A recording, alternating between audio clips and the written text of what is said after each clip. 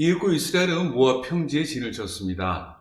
이곳은 사해북쪽 인근에 위치해 있는데 지리적으로 남북 약 15km, 동서 약 10km에 달하고 가나안과는 불과 요단강 사이에 두고 있는 곳입니다. 그렇지만 요단강 건너 저편이더라도 이스라엘은 이를 건너기 전에 준비해야 할 일이 있었습니다. 하나님께서 약속하신 가나안 정복에 대한 규례, 가나안 땅의 분배, 하나님의 율법 등을 바로 지켜 행하고 나아가 그들 마음속에 흔들림 없이 간직하는 것이었습니다. 이스라엘은 모압 동쪽 경계선을 따라 이동했습니다.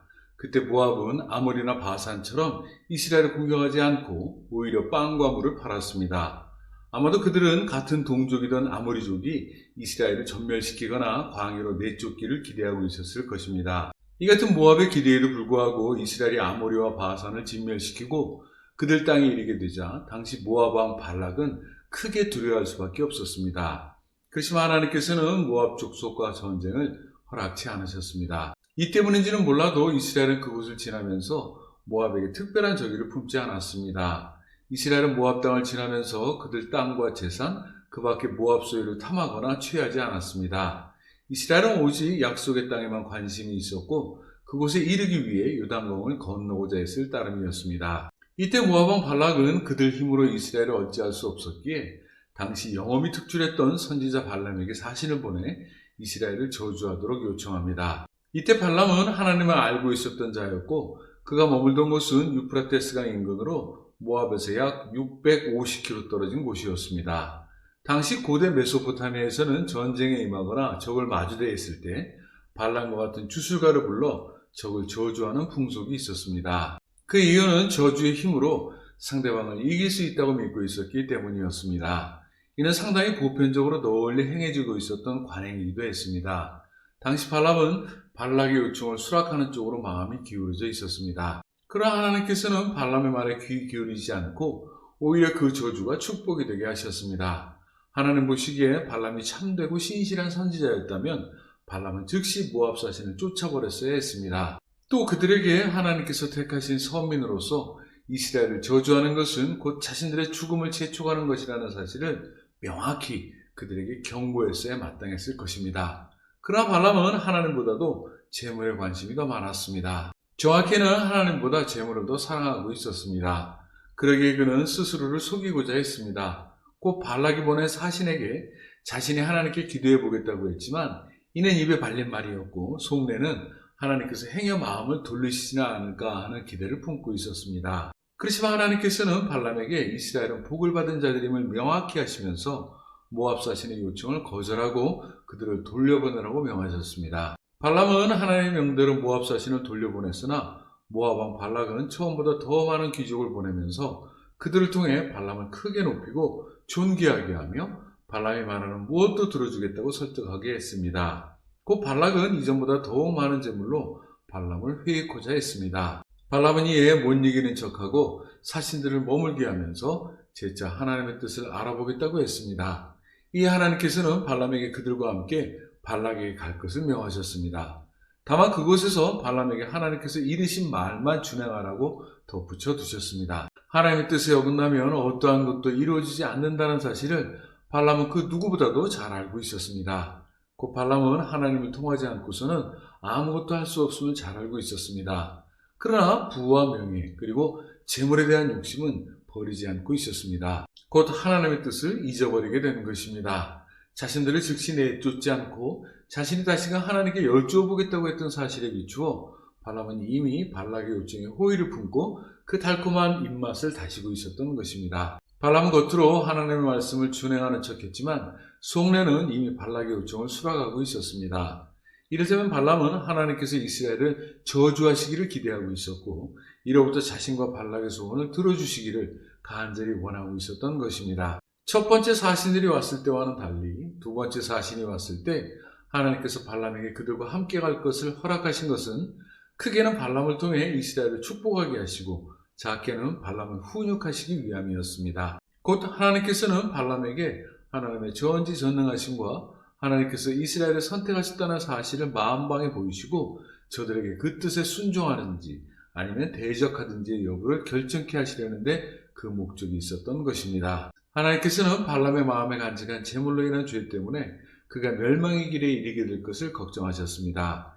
이에 재차 발람에게 마음을 다잡을 수 있는 기회를 주셔서 이를 통해 그를 구원하시고자 계획하고 계셨습니다. 다음날 발람은 발락의 사신들과 모압으로 향했습니다. 그 도상에서 하나님께서는 발람이 속내에 감춰둔 악한 욕심을 보시고 그를 훈육하시고자 가는 길에 하나님의 사자를 보내셨습니다. 나귀를 타고 가는 발람에게 하나님의 사자는 길을 3번이나 막아섰습니다. 한 번은 나귀를 밭으로 빠지게 하고 또 한 번은 나귀를 담장에 붙여 발람의 발을 비벼 상하게 하고 마지막은 막다른 곳에 이르게 하셔서 나귀를 엎어지게 했습니다. 그때마다 발람은 노하여 나귀를 그의 지팡이로 두들겨 패댔습니다. 그 앞에 하나님의 사자가 서 있음을 발람은 이때까지 깨닫지 못하고 있었습니다. 이에 하나님께서는 나귀의 입을 여시고 발람과 대화하게 하셨습니다. 나귀는 발람에게 자신이 내게 어찌하였기에 때리느냐고 대들었고, 이에 발람은 4명을 거역했다는 이유를 들어 만약 자신에게 칼이 있었다면 너를 베었을 것이라고 했습니다. 또다시 나귀는 발람에게 자신은 오늘까지 내가 타는 나귀였는데 언제고 이처럼 너에게 보인 모습이 있었느냐고 따져 물었습니다. 곧 여기에는 그럴 만한 사정이 있었음을 발람에게 알리고 있는 것입니다. 그것은 천사가 자신을 가로막기에 살기 위해서는 어쩔 수 없이 그렇게 할 수밖에 없었다는 뜻을 내비치고 있었습니다. 그때서야 발람은 하나님의 사자를 알아보고 그 앞에 엎드리고야 말았습니다. 하나님의 사자는 발람에게 나귀를 3번씩이나 때린 것에 대해 책명하면서 그때 만약 나귀가 피하지 않았더라면 발람은 죽었을 것이라고 이르셨습니다. 또한 모든 것이 발람의 패역을 막으시려고 한 뜻이었음을 명확히 뒤집어 주셨습니다. 비로소 발람은 하나님의 뜻을 깨달아 하나님 사자 앞에 자복하고 자신이 범죄했음을 고백하면서 자신이 가는 이 길이 하나님께서 기뻐하시지 않는 길이라면 다시 돌아가겠노라고 고하게 됩니다. 그러나 하나님께서는 그대로 가게 하셨습니다. 발람은 선지자치고 지능이 모자랐던 것 같습니다. 이는 오직 하나님께서만 아실 일이겠으나 말하고 있는 나귀와 대화하면서까지 하나님의 뜻을 분별하지 못한 채 나귀와 말싸움하고 있는 발람을 보면 딱하기에 앞서 참으로 어지간하다는 생각이 듭니다. 어찌되었거나 발람은 드디어 모압에 이르게 되었습니다. 이에 모압 왕 발락은 모압 변경까지 직접 가서 발람을 맞이했습니다. 거기서 발락은 처음에 자신의 청을 거절한 발람을 원망하면서 자신이 발람에게 모든 것을 채워주기로 한 약속을 재차 확인해 주었습니다. 그날 밤 발람을 위해 성대한 만찬을 베풀었음은 물론입니다. 다음날 아침 발락은 당시 가나안의 주신으로 섬기고 있었던 바알의 산당에 발람을 오르게 하여 이스라엘 앞에 마주서게 했습니다. 그곳에서 발람은 발락에게 자신을 위해 7제단을 쌓고 숫송아지와 순양 각 7마리를 취해 번제로 바치게 했습니다. 발람은 각각의 단에 이를 드리게 하고 번제물 곁에 발락을 서게 한 후 곁에서 멀찌감치 떨어져 하나님께서 이르시는 모든 것을 고하겠다고 했습니다. 발람은 그곳에서 이스라엘 진영을 한눈에 볼 수 있었습니다. 하나님께서 택하신 백성으로서 발람에게 비춰진 이스라엘은 어느 민족에 비할 데 없이 성결하게 보였을 것입니다. 그들은 아브라함과 이삭과 야곱의 후사로서 거룩한 하나님의 백성이었음을 엿볼 수 있었습니다. 발람은 하나님께서 주신 말씀을 발락과 그의 모든 수종들에게 노래로 지어 들려주었습니다. 하나님이 저주하지 않으신 자를 내가 어찌 저주하며 여호와께서 꾸짖지 않으신 자를 내가 어찌 꾸짖으랴. 내가 바위 위에서 그들을 보며 작은 산에서 그들을 바라보니 이 백성은 홀로 살 것이라. 그를 여러 민족 중 하나로 여기지 않으리로다. 야곱의 티끌을 누가 능히 세며 이스라엘 4분의 1을 누가 능히 셀고. 나는 의인의 죽음을 죽기 원하며 나의 종말이 그와 같기를 바라노라. 발람이 바라본 이스라엘의 첫 번째 모습은 홀로 산다는 것이었습니다. 이것은 조용히 물러나 은둔하며 산다는 것이 아니라 이스라엘의 모든 민족으로부터 구별되어 있음을 의미합니다. 또한 홀로 산다는 것은 영적으로 이방 세계와 합하지 않고 오로지 하나님 백성으로서 하나님만을 저들의 유일하신 신으로 모시고 있음을 뜻합니다. 이 같은 발람의 축복에 발락은 대노하고 급기야 다른 곳으로 발람을 이끌어 다시금 이스라엘을 저주하게 했습니다.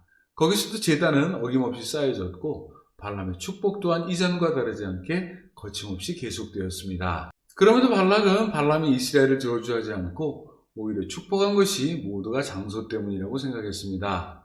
처음 오른 바알의 산당에서는 이스라엘 진영 끝까지 볼 수 있었기에 발락은 발람이 이스라엘 진영 모두를 보고 겁을 먹고 축복한 것으로 여겼습니다. 이에 두 번째로 발람을 이끌고 간 곳이 비스가산이었었는데 거기서는 이스라엘 진영 일부만 볼 수 있었습니다. 그럼에도 발람의 축복은 변함이 없었던 것입니다. 그렇지만 발락에게 이스라엘을 향한 저주의 기대는 끈질겼습니다. 그는 다시금 발람을 부올산 꼭대기로 이끌었습니다. 거기서도 마찬가지로 번제단을 쌓고 발람에게 이스라엘을 향해 저주할 것을 요구했습니다. 그곳에서 발람은 이스라엘이 각 지파대로 거하는 것을 본과 동시에 뜻밖에도 하나님의 신이 위에 임재하고 계심을 보게 되었습니다. 발람은 하나님의 영에 감동되어 하나님께서 자신에게 일러주신 말씀을 또다시 노래로 발락에게 들려주었습니다. 이스라엘을 향해 변치 않고 울려 퍼지는 발람의 세 번째 노래이자 축복이었습니다. 이에 덧붙여 발람은 앞으로 이스라엘의 모습이 어떠할 것인지와 이스라엘에게 대적하는 이방 민족의 앞날을 발락에게 예고해 주었습니다. 그 내용은 이스라엘 앞에 모든 이방 민족이 무릎을 꿇게 되리라는 것이었습니다. 공교롭게도 그 첫 번째 멸망의 대상으로 언급한 족속이 다름 아닌 모압 족속이었습니다. 본장의 기록에 비추어 발람의 언사는 훌륭한 면이 있습니다. 모압에게는 어떨지 모르겠으나 하나님께서 들려주신 말씀을 노래로 지어 불러주었다는 것을 볼 때 그 모습을 보는 우리에게는 참으로 낭만적이고 그 내용 또한 구구절절이 아름답게 그지없다는 시각에서입니다. 그러나 발람의 신앙적 태도는 매우 잘못되어 있었습니다. 처음 그에게 발락의 사자가 왔을 때 이스라엘을 저주하는 것이 하나님의 뜻이 아니었음을 깨닫게 되었다면 그는 이후로 어떠한 발락의 제의도 이런 지하에 거절했어야 함이 옳았을 것입니다. 또한 이곳저곳을 옮겨다니며 몇 번이나 제단을 쌓고 하나님의 뜻을 확인하는 것은 결단코 잘못된 행동이었습니다. 만약 발람이 참된 선지자였다면 바알 산당에서 이스라엘을 축복한 것은 둘째치더라도 이후로 발락에게 그와 모압 족속이 그나마 이스라엘 앞에 목숨을 부지하기 위해서는 마땅히 바알의 산당을 여지없이 무너뜨려야 할 것임을 명명백백히 경고했어야 했을 것입니다. 뿐만 아니라 하나님 앞에 발락과 모든 모압 족속이 무릎 꿇을 수 있도록 선지자로서 책무를 나타내 보여야 했습니다.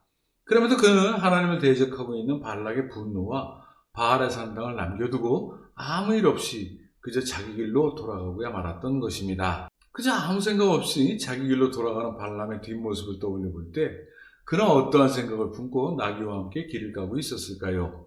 이보다 더욱 궁금한 것이 발람이 타고 가는 나귀는 어떠한 생각을 품고 있었을까요? 나귀가 그때까지 사람의 말을 하고 있었더라면 아마도 발람에게 이렇게 푸념치 않았을까 생각해 봅니다. 얼굴에 잔잔한 미소를 띠고 들어보기로 하겠습니다. 당신은 무엇 때문에 이런 고생을 사서 하였느냐?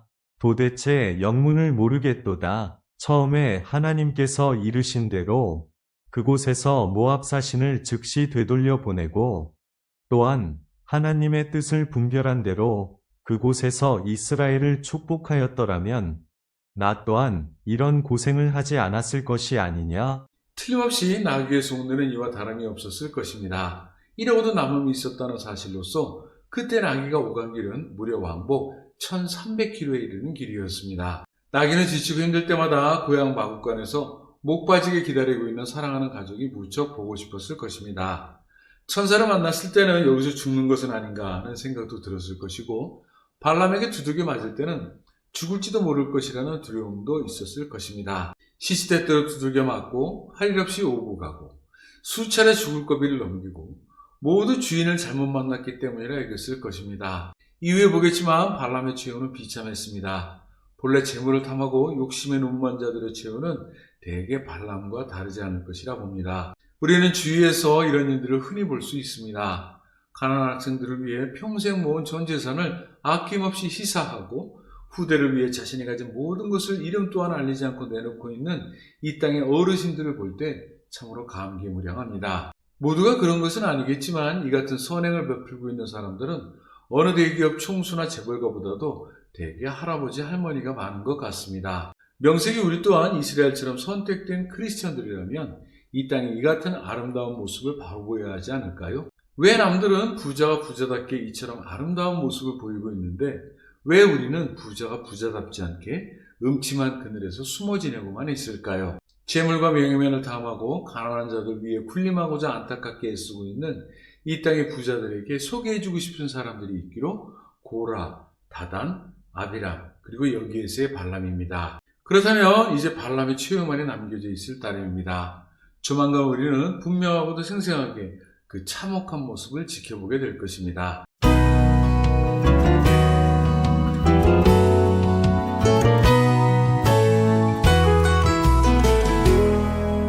Tell me the story of Jesus, write on my heart every word.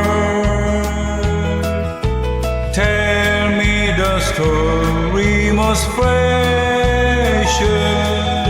sweetest that ever was heard. Tell how the angels in chorus sang as they welcome His birth. Glory to God in the highest, peace and good tidings to earth. Tell me the story of Jesus, write on my heart every word. Tell me the story most precious, sweetest that ever was heard. Tell of the cross where they nailed Him, writhing His anguish and pain. Tell of the grave where they laid Him, tell how He lived again. Love in the story so tender, fairer than ever I see. Stand and believe while you whisper, Lord, pay the ransom for me. Tell me the story of Jesus.